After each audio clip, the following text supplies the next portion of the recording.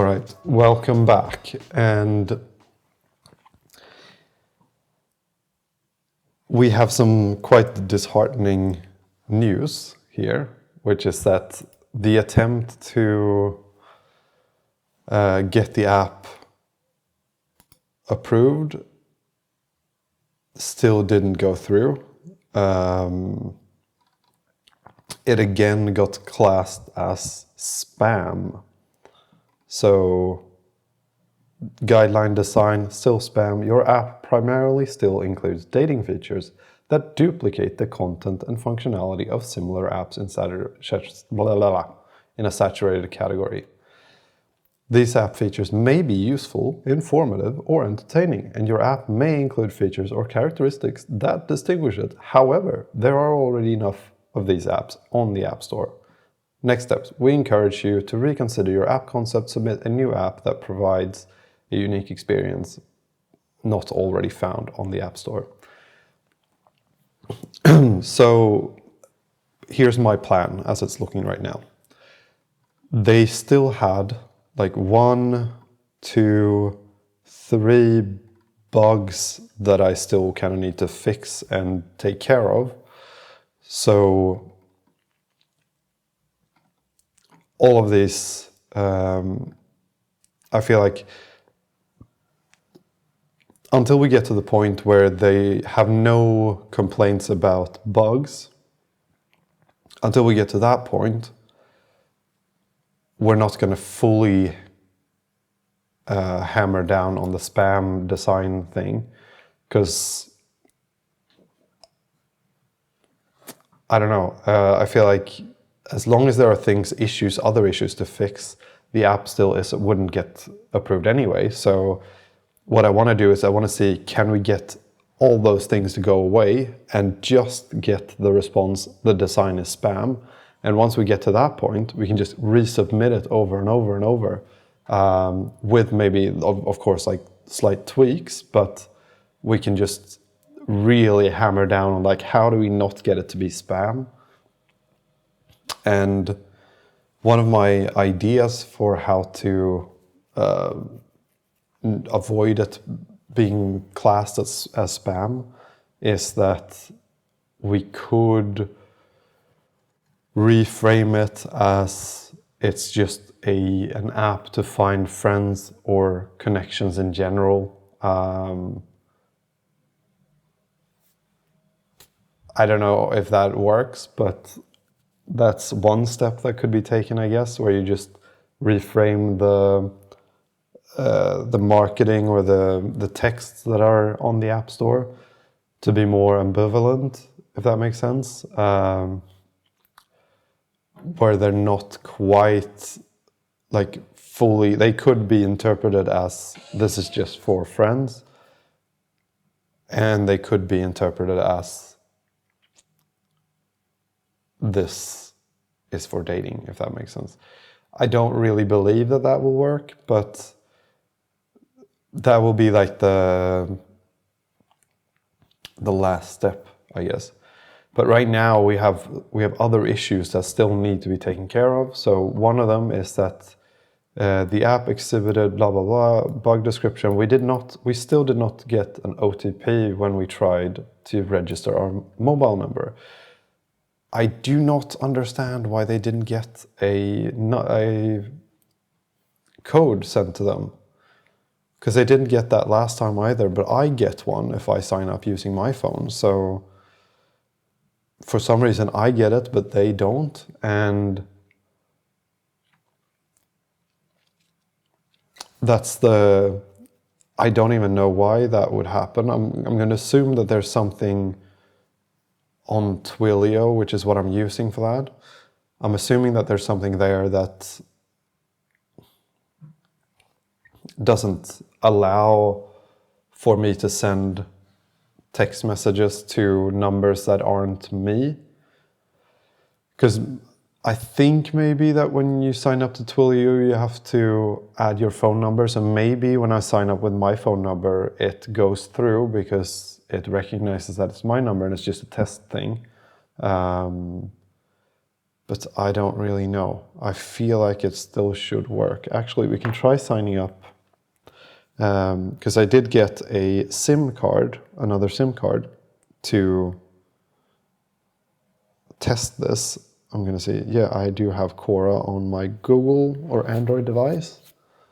So if we sign up using this new phone number, which I don't know what it is, so we're going to have to check. Okay.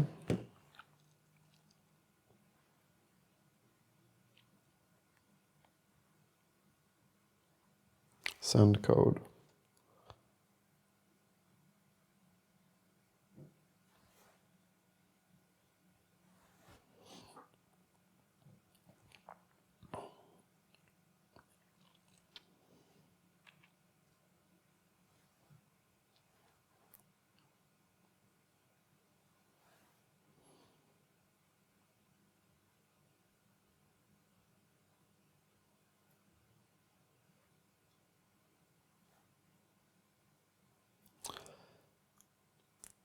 Okay, that's actually really good because I did not get a code here.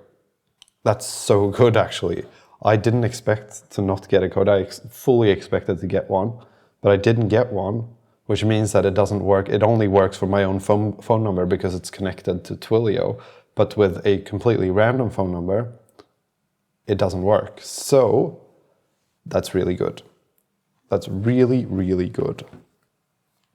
Because then we can crack down on that.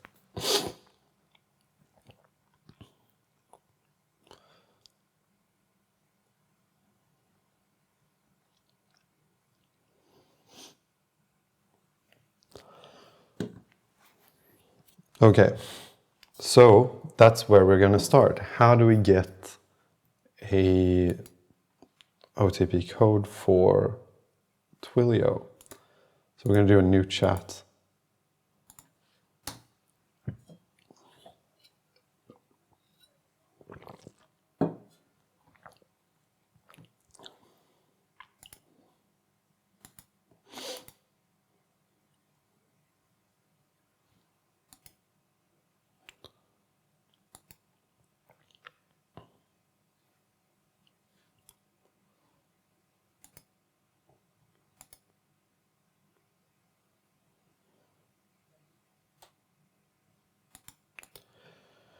Okay.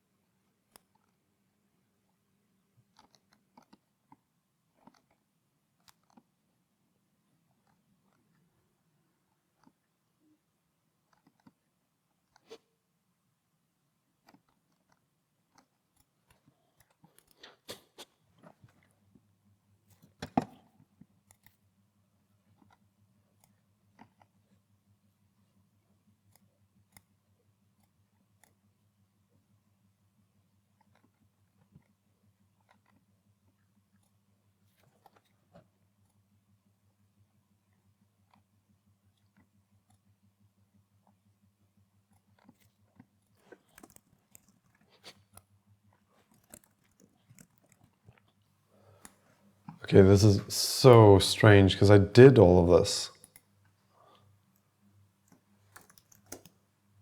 But it seems like I didn't connect a campaign or whatever, which is something that you apparently need in the US. So, because now I actually did get the message on my personal phone number.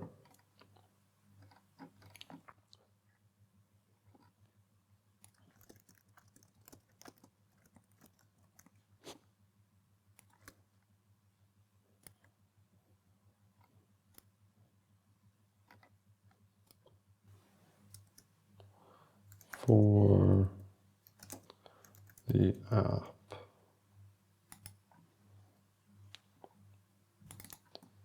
Hello there, your...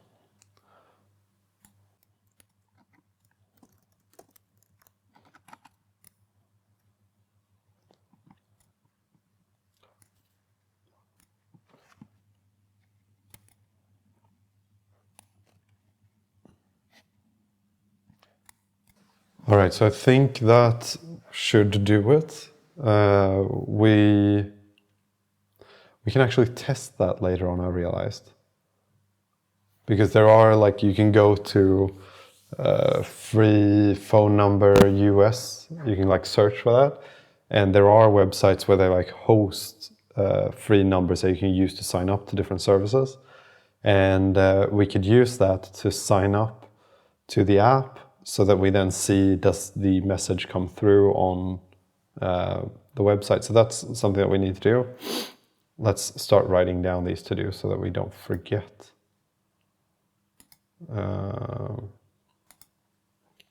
Okay.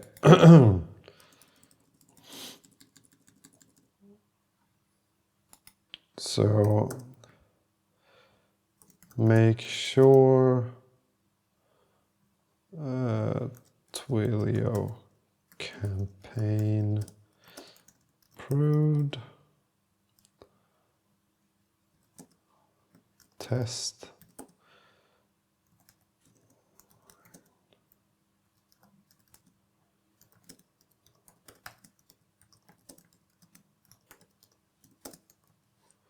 Okay, so that's what we need to do for that.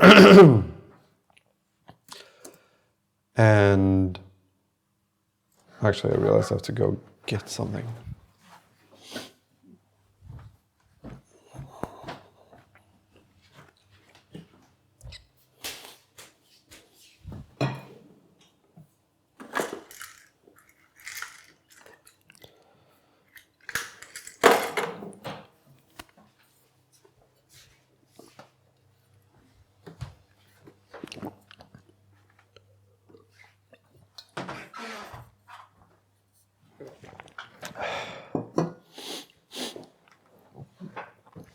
Okay, let's continue writing down all of the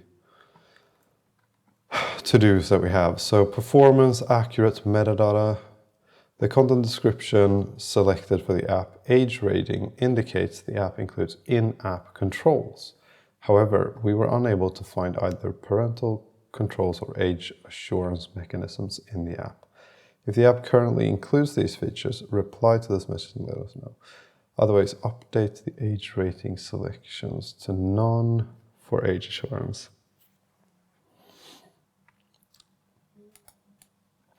Okay, so let's ask ChatGPT actually.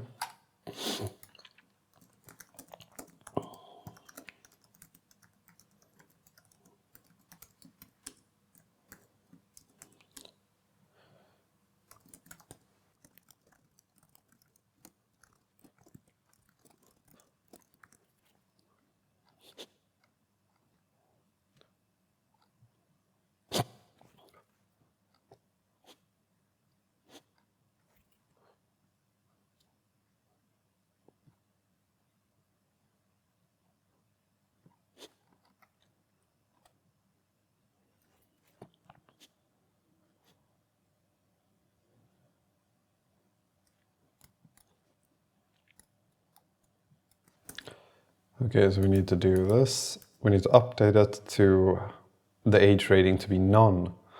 It seems like that could work. If it doesn't work, they'll probably tell us and we'll have to add some sort of age assurance. At some point, I want to have verification, so face verification, which I looked into a little bit, and it's not supposed to be too difficult to do one of those like basically a machine learning thing from Google. I think that it is like a face recognition type of thing that you can do where you just, I think you've seen this on apps before, where there's like this little oval and you see your face in it and you like place your face within the oval and then it like zooms out or zooms in or something, and then you have to like go closer or further away. And based on that, it then checks if you are the person in the pictures that you've uploaded.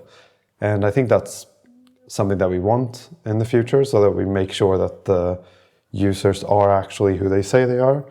Oh, I don't know what's happening with me today. I went for a run yesterday. So I'm training to like, sort of training for an Ironman, and I suck at running. So for the past, I don't know how many months it's been, probably 4 months, I've been slowly increasing my runs every week. So I started out running for like 15 minutes, 2 times a week. And I did that for like 2 weeks or something. And then I increased it to 20 minutes, one of the runs. And then did that for 2 weeks, I think. And then increased it to 20 minutes 2 times a week.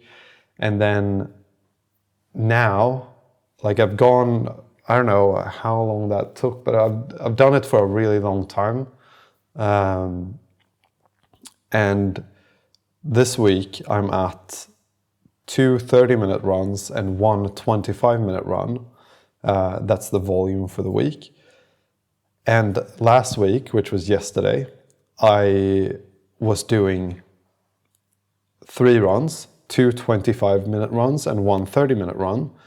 I had done these 2 runs, so the 25 and the 30-minute, and yesterday I was going to do the next like 25-minute run, but my dad was like, well, do you want to try running an 8K? Like there's this really quite easy track here, around here, that's really nice to run on.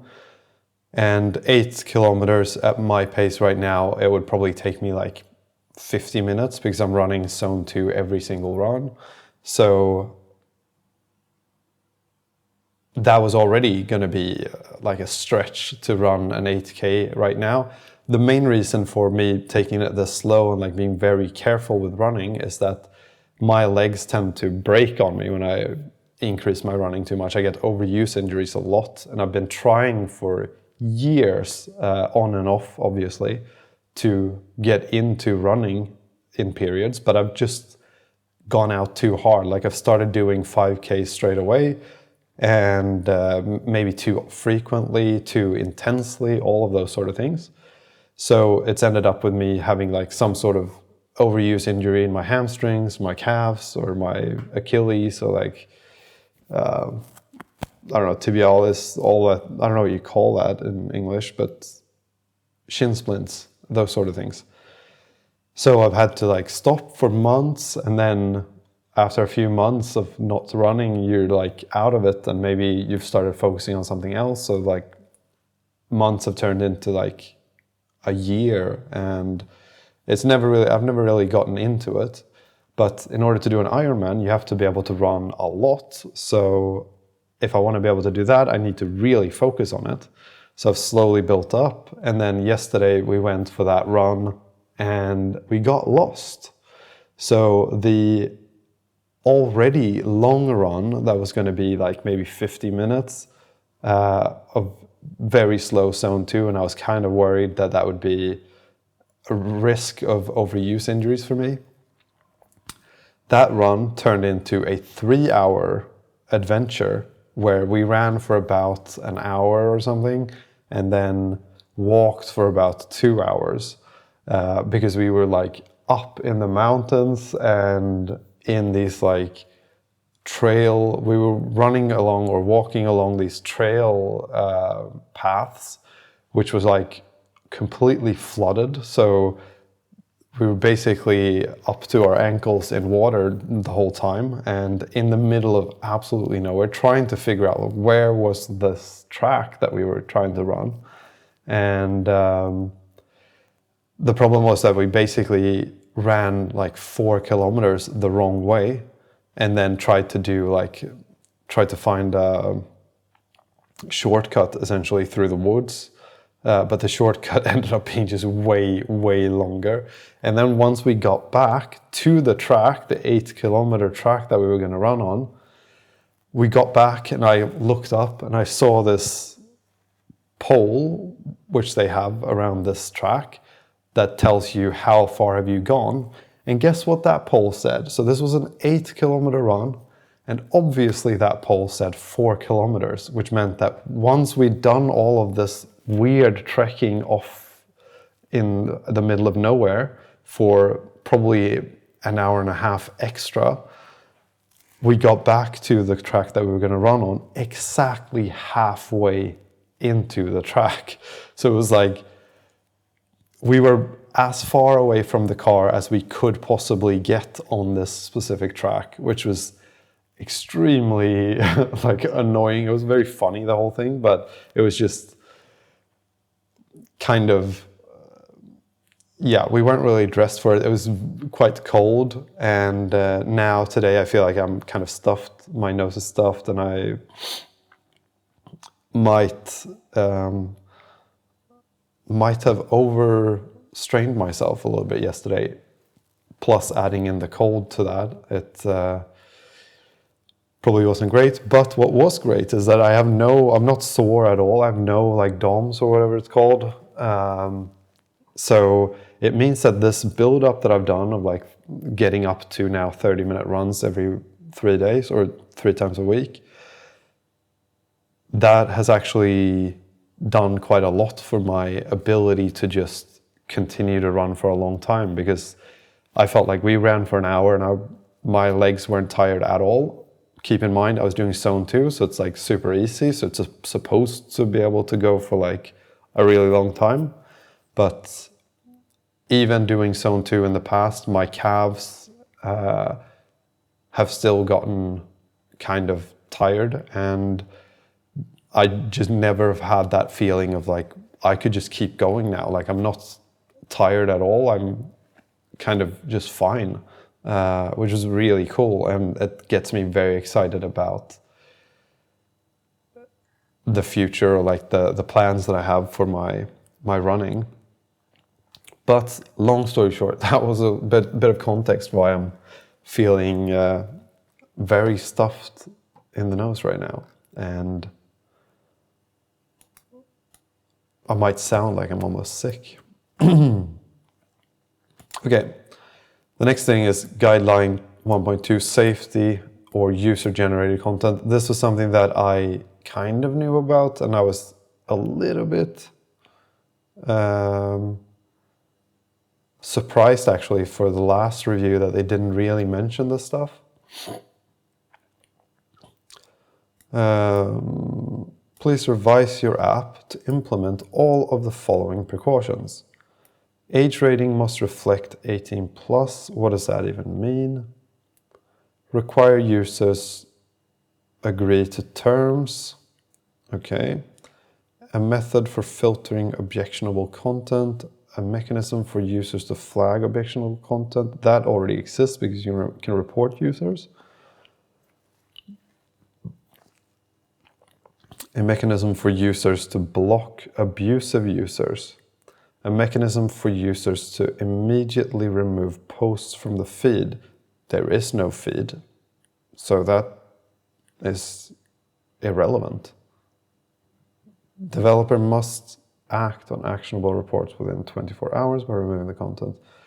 Developer must provide contact information in the app itself, giving users the ability to report inappropriate activity. Okay, so let's copy these here. as such. Age rating must reflect 18 plus. I think we need to add some sort of, are you above 18? With then some sort of like repercussions, or at least written repercussions about, like, if you pretend to be over 18 and you're not, you're breaking the terms of our thing, which I think is important so that we kind of save ourselves in the end if someone that's younger than that wants to go on the app, because really at this point we can't, there's no way to, well, there is probably a way, but seeing as I don't know if the app is going to even get approved in the end, going into like developing an ID verification type of thing. I think that it's a really good thing to have ID verification, and we're going to have that at some point, but at this point it's not even released yet. It's not like there's so many things that are just question marks at this point that adding this is not a high priority, or rather adding ID verification is not a high priority unless it's absolutely necessary by the App Store, which I don't think it is. Require that users agree to the terms. This is important. A method for filtering objectionable content. I don't really know what that means. Like, I understand what it means, but I don't understand what it means in the context of the app. Like, how do we... The only method to filter this stuff is by reporting users, I think. Because if you're going to be on random call, like, how do you do it on Tinder, let's say? What is the way that users filter objectionable content on Tinder? I don't know. Other than the fact that they can report someone if they feel like they don't like them. A mechanism for users to flag objectionable content, that is done. We have a report button.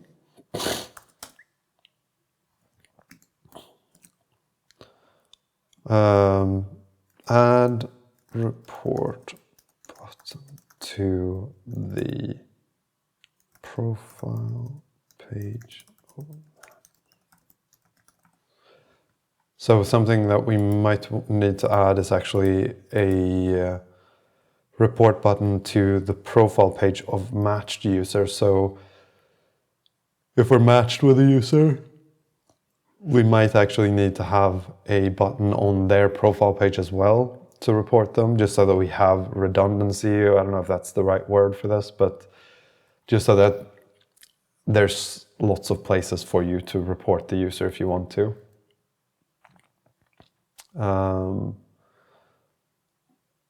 Block abusive users.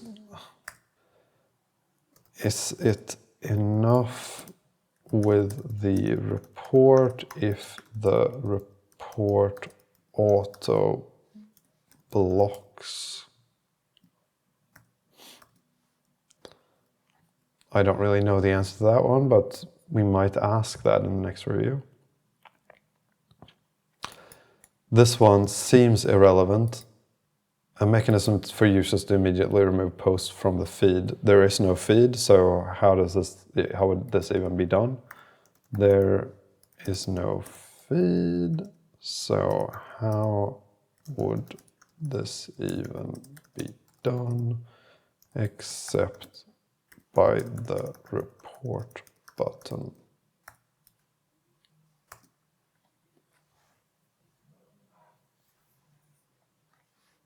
How do I prove that I will do this? How do I prove that? So we might actually need to ask some questions back to this. Developer must provide contact information in the app itself, giving users. This makes sense. We don't have this. We should have this.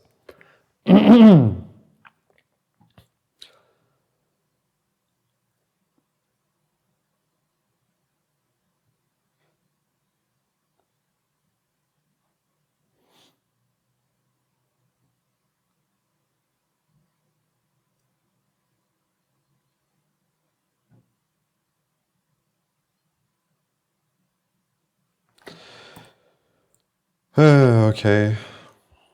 How do I reply to this?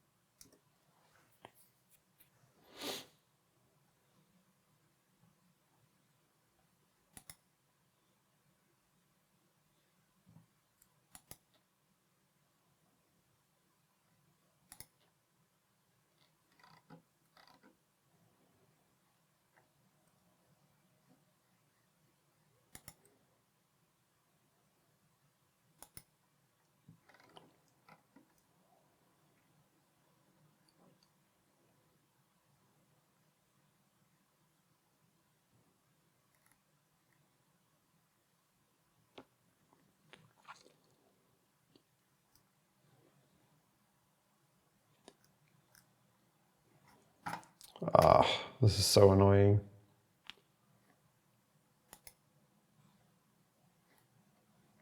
Fuck it.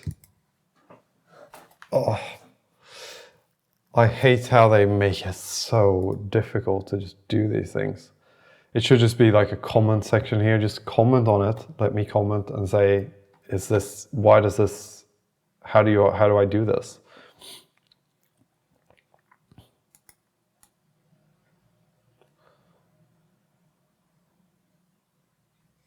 Post content anonymously, but does not have the proper precautions in place. No, you don't. You're not. What?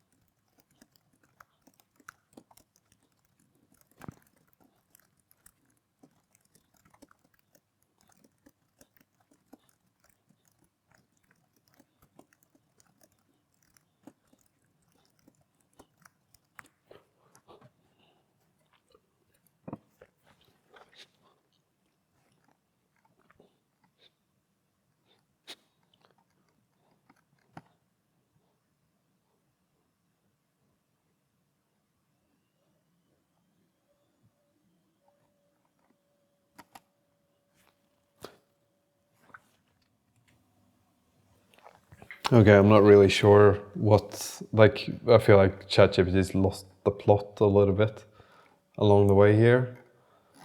Because I'm trying to figure out, like, what do we actually need to do? And it seems like the age rating must reflect, but I mean,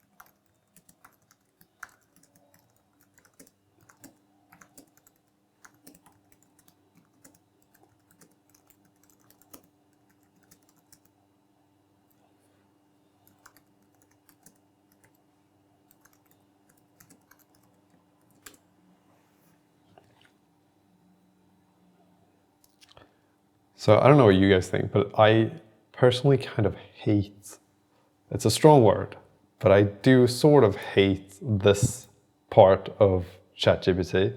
Like, excellent question. And this is one of the most confusing parts of Apple Anonymous Content Guideline. It's like, why do you do that? I don't need you to tell me that's an excellent question. I know it's an excellent question. No, but it's like, I don't care if you think that was an excellent question. I don't need you to, like, it feels like you're babying me. I want you to be, ChatGPT to me should be a bot. Like, it should be a computer with absolutely no emotions that doesn't give a damn about my emotions. It should be completely soulless and heartless and just straight to the point, as it should feel like I'm talking to a computer. I don't want you to feel like a person. Just get the job done efficiently. Like, this, there's just characters here that you don't need to use, I feel like. Just don't.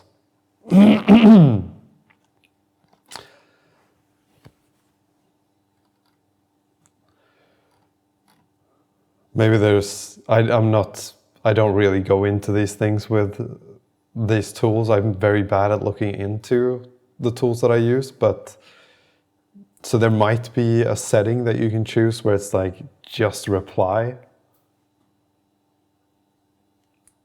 I would want it to reply like a boomer replies to a message. So let's say that I text my dad like a long message about, okay, I just finished the app, let's say, and I published it and it's all good, blah, blah, blah.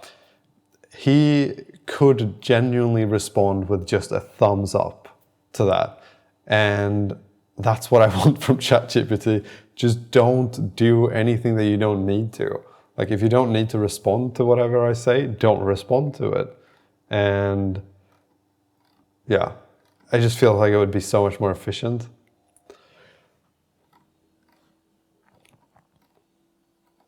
Also, my dad does reply more than that most of the time, but it's definitely one of those things among that generation. They will respond to long messages with just an okay or a thumbs up, which I always find is very funny. Okay, so now let's read this.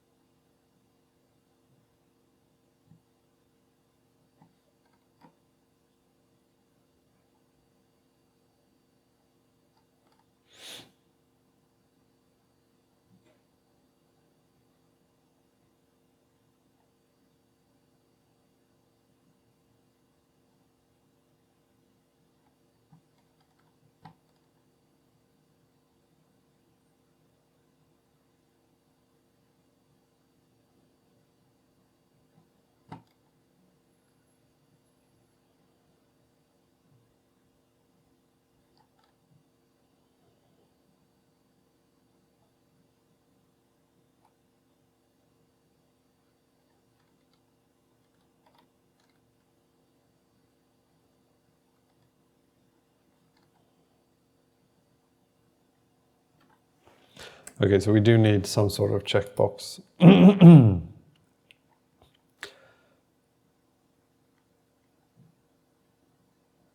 Okay, so far we're here. Require that users agree to the terms. Yes, that needs to be done. A method for filtering objectionable content. That is already done.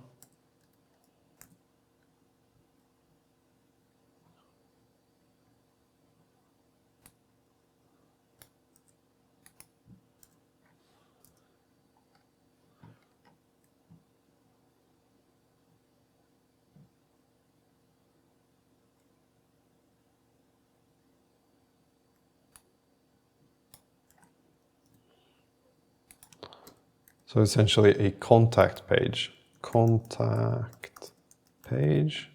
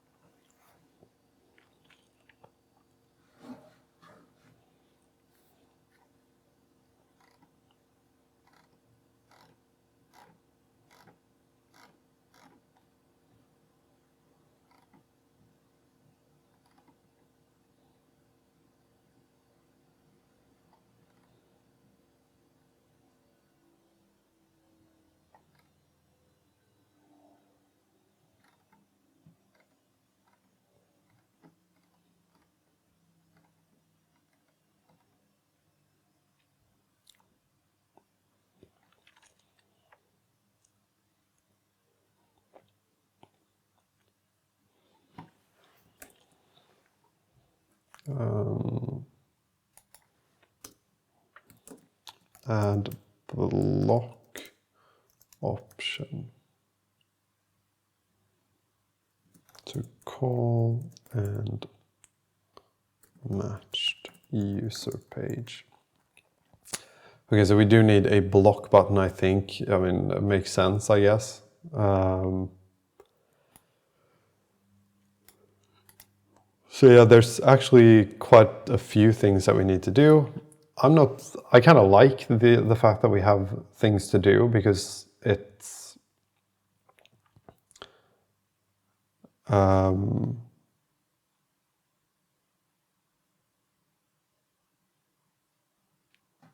I mean, these are things that I think would be nice to do anyway. So it's like, it just kind of helps make the app even more complete, if that makes sense. So it's not, to me, it's not a big deal that these problems come up. The big deal is the spam thing. That's the thing that's hard, because that's the thing I don't really know how to solve.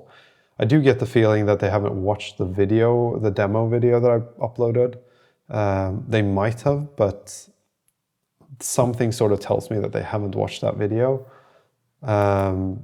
It was also kind of a lot longer than I wanted it to be. I wanted it to be like 60 seconds. It's like 10 minutes long, or 7 minutes, something like that. So I guess I could forgive them for not having watched that. I need to really get better. That's one thing that I need to really do. Like, if you imagine that I was going to like Shark Tank or something, if I was going to pitch this app, I can't do a 10-minute pitch for the app. It has to be way shorter than that, and it has to be way more concise, way more to the point. Which, as you can tell by that last sentence, I am not good at that. I literally said it needs to be way more concise in 3 ways, I think, in that last sentence, if you reverse or like go back to when I was talking before. So that's my worst quality, is I repeat myself a lot and say the same things in like 5 different ways. So I can't have that. I need to really sharpen up my pitch for this app somehow, which I think I can do, maybe using ChatGPT. But the way that I would do that is probably by like recording my own voice, like dictating it, telling ChatGPT. Actually, let's do that right now. Why not? You don't have anything else to do, do you? I don't. So let's just do this. Okay.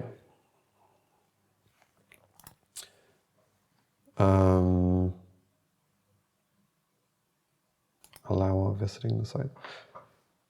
Okay, I don't want that. Stop. All right. Focus now. I get like sweaty sometimes on these videos, because I'm like, it's sort of stressful that I'm trying to maintain some sort of coherence, or like trying to explain what I'm thinking as I'm thinking it in a way that also makes sense to someone listening to this. But okay, let's try to explain it to ChatGPT in full. And here you will see how bad I am at this stuff, because I don't think that I will be able to fit it in to the time limit that I have within, like, you have a time limit. If you didn't know, I know, because I constantly reach the time limit when I'm talking to ChatGPT. So I highly doubt that I will be able to explain the idea within the time limit that it takes, that is allowed within this dictate chat on ChatGPT. So we'll see, but let's try it. Okay, so I have this app idea, and I want you to help me develop a more concise pitch for the app, so that when I talk to people, I can actually explain what the app is and explain the concept without going into too much detail and like saying things that aren't really necessarily repeating myself. I do that a lot. So I'm going to just explain the idea in full as much as I can, and then you try to turn this into some sort of like pitch that is shorter. Okay, so it's a dating app, and the whole concept behind it is that you are not allowed to text in any sort of way, and you don't swipe in the traditional sense. What happens is you open up the app, you get to a home page where there's a button called Start Connection. When you press that button, you enter into this sort of connection mode where you're like, similar to how Omegle works, where you basically get connected with a random user that is your preferred gender. So if you're a straight man, you'll get connected with a straight woman if there are straight women online at that time. And essentially it becomes a live call with that person. So you're straight away entered into a phone call together where you talk, and you get 5 minutes to talk to this person. At the start of this phone call, you don't see who you're talking to, you just see a very blurry picture of them. So it's their profile picture, but it's very blurry. And the idea is that the longer you talk to them, the less blurry this picture becomes. And towards the end of the phone call, like the last 30 seconds, the last 15 seconds of this 5-minute phone call, that's when the picture has become so unblurred that you now see who you've actually been talking to. And the idea is to reverse the whole game of dating apps. So dating apps right now work in the way where you see pictures first. That's the first thing that you see, is a picture of a person, and then you gather context about them. Maybe there's a prompt, maybe there's some text about them that says like, oh, I like to do this or I like to do that. So you're basically seeing the picture, and then you're trying to understand, who is this? My app is doing the opposite. You're first of all talking to the person. So you're straight away hearing their voice, their pace of speech, how they interact with you, how you interact with them. You get a feel for how your dynamic is, if that makes sense, if you're even remotely compatible. And then the longer you talk to them, the more you get to see the picture of them. So you're essentially talking to them first, and then you get to see who you've been talking to. And the idea is that compared to regular dating apps, it essentially reverses the whole concept of attraction in a sense. Like you start out with a picture of a person in a normal dating app, then you see a little text that they've written about themselves, and then you decide if you want to like them or not, but you have no other context about them. And then let's say that you match with this person. You start out with a text message conversation, which is asynchronous. So I text you whenever I have time, and you reply to me whenever you have time, and it basically drags out. It takes a long time.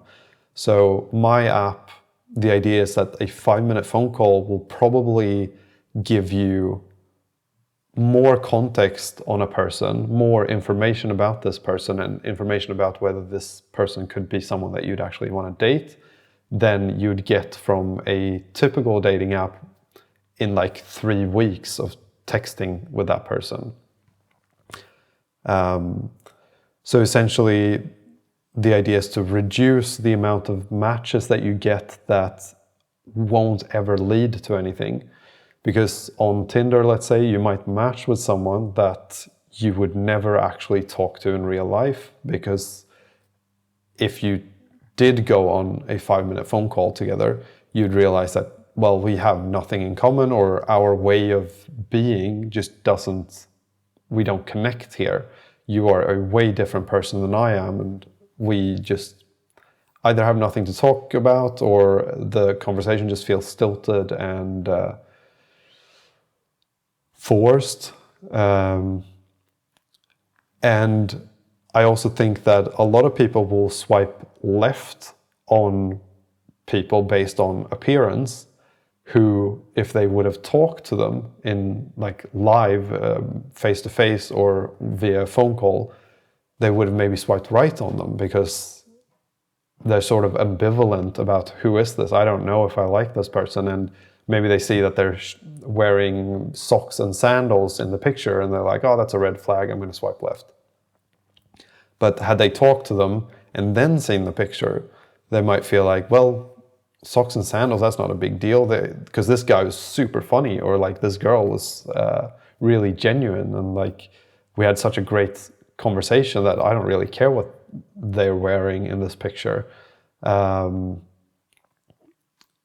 so my app will then reduce the amount of people that you match with that you would never go on a date with, and it would increase the amount of people that you match with that you would want to date. And it would reduce the amount of people that you don't match with that you would have actually connected with, if that makes sense. And once you do match with a person, you then get a second phone call with them if you want. And so you basically get one phone call per day with every match that you have. And then you're restricted, so you're not allowed to call them for another day. And that's the whole concept.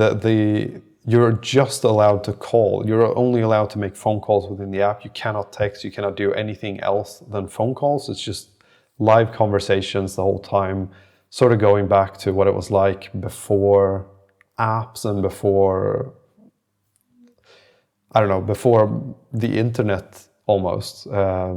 Trying to go back to having genuine conversations with someone and actually finding people you genuinely would match with.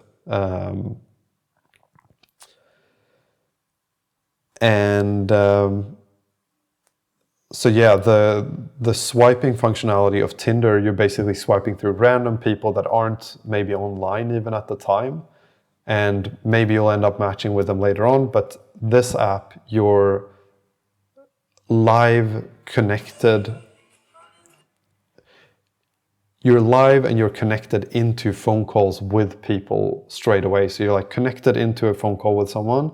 You talk to them, same as Omegle. You like talk to them for a bit if you want to. You can press skip to go to the next person if you feel like this conversation wasn't for you, or if you see the picture and you feel like this really isn't my type, then you can skip. You can press next and you'll go to the next person, and you can keep going like this for as long as you want. There is a restriction, so you have 50 minutes of phone calls every month.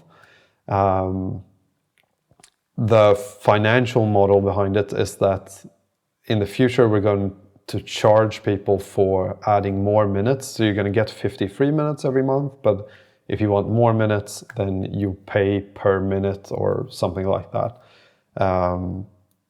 Hoping that will be a profitable solution. Yeah.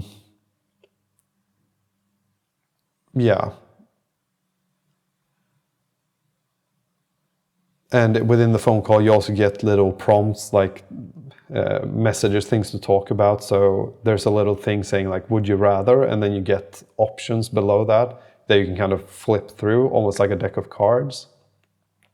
So it might be like, would you rather go to the mountains or go to the beach? Would you rather have pizza or a salad, let's say? And then there might be lots of questions like that to sort of help as like icebreakers or conversation starters in case they don't feel like they have anything to talk about or they don't know where to start within the conversation. And yeah, you get 5 minutes per person. You can skip whenever you want. And okay, so yeah, we ran out of time. I sort of did drag it out. I could have probably stopped earlier, but I wanted to also add as much like context as I could. I hope I kind of explained the concept well. I'm sorry for you if you've been listening to the whole thing, because it's probably not super great, but we're going to send this message. We're going to see what ChatGPT replies with, and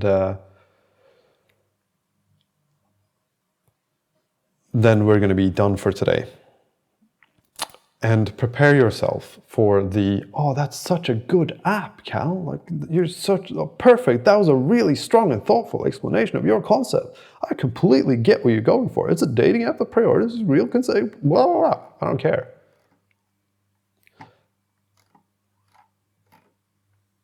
Can you tell how frustrated I am about this stuff? Like, I feel like this has been added lately. Like, I don't feel like it was doing this before. Because this whole sentence is like, you can just delete that and the whole conversation is the same. It's just, this is like, what do you even call that? Pandering almost to your audience. Like, you're pandering to me right now. Perfect. I would have loved it if it was like, fuck, that was so shit, Cal. You suck at explaining this concept. But I still got it somehow. Like, that would be, I would think that was really funny if it was doing that. Here's a tight, polished pitch you can use.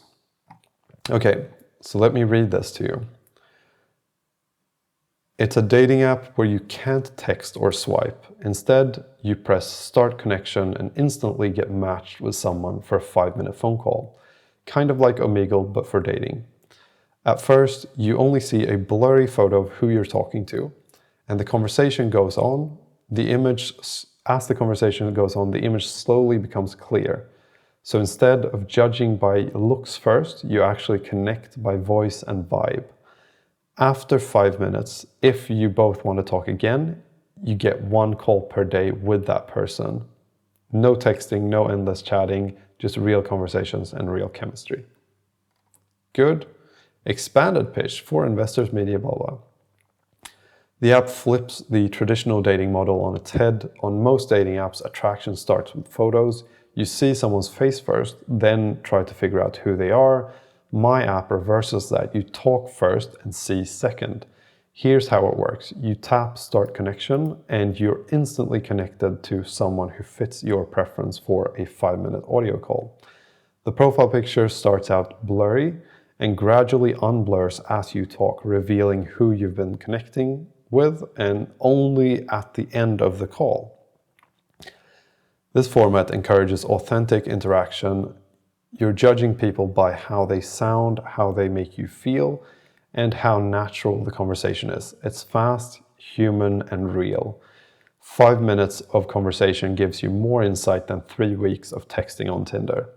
Users get a limited number of minutes each month for free, with paid options to add more minutes. Built-in icebreaker prompts help keep conversations flowing, and you can skip at any time to move to the next person.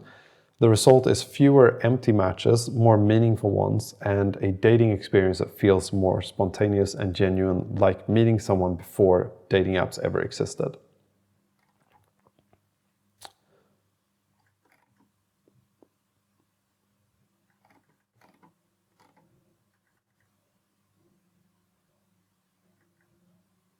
Yeah, I think that was really good. Like, this is way better than what I've done when I've tried to explain it. I think, at least. I know I can be kind of hard on myself with this sort of stuff, but I think this is like, I could not have explained the app in this short of a way, because I wouldn't have known what to exclude, so it would still turn into like a 5-minute explanation.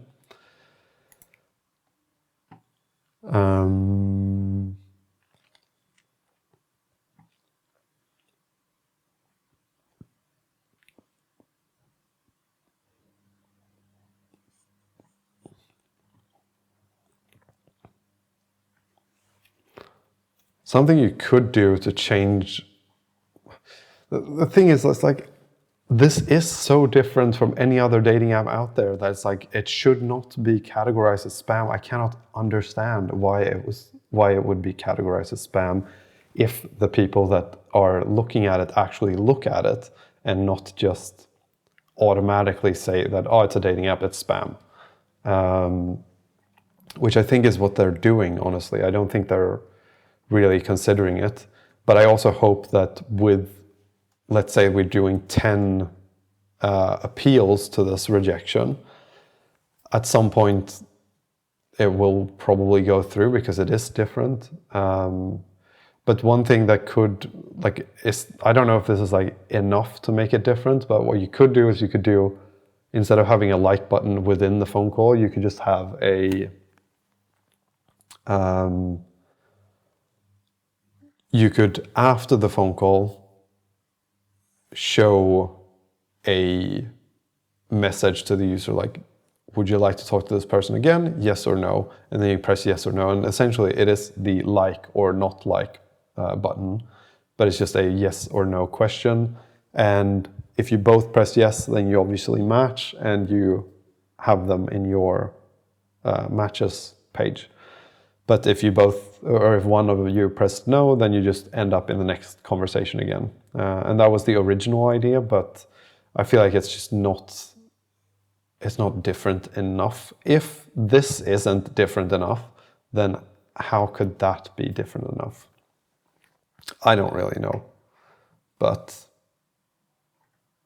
I genuinely believe that we have a really good chance at getting this app published and approved and appealing the spam claim.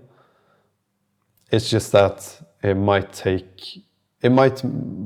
be as simple as them just seeing that, okay, he doesn't quit if we give him like bugs for the app or other things to fix.